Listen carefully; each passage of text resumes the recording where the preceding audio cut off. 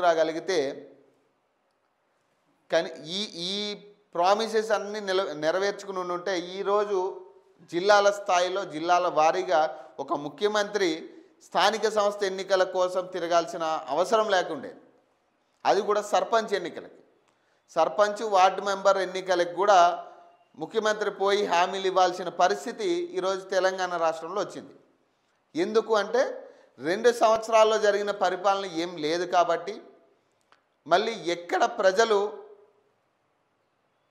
వాళ్ళకి ఓటేయరేమో అని, అభ్యర్థుల్ని వాళ్ళు కాంగ్రెస్ పార్టీ బలపరిచిన అభ్యర్థుల్ని గెలిపించరేమో అని భయంతో ఇప్పుడు ముఖ్యమంత్రి జిల్లాల వారీగా తిరిగి మళ్ళీ హామీలు చెప్పిందే చెప్పి ఆయనకైనా యాస్టిక్ రావట్లేదు, మనకైనా యాస్టిక్ రావట్లేదు అన్నట్టుంది ఇప్పుడు పరిస్థితి.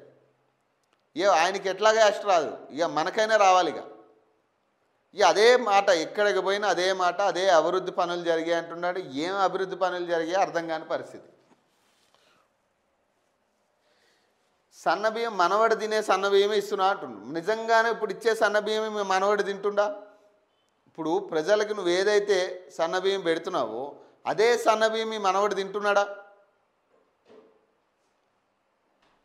చెప్పండి. మరి ఇప్పుడు ఈ రకమైన వ్యాఖ్యలు చేసి ప్రజల్ని మభ్యపెట్టి మళ్ళీ ఓట్లు వేయించుకొని మళ్ళీ ప్రజలు మోసపోయే పరిస్థితిలో గ్రామ ప్రజలు లేరు. ఎందుకంటే ఒక పక్క రైతాంగం పరిస్థితి, ఇంకో పక్క మహిళల పరిస్థితి, కూలి పనులు కూడా దొరకని పరిస్థితి, రైతు నాశనమైన పరిస్థితి.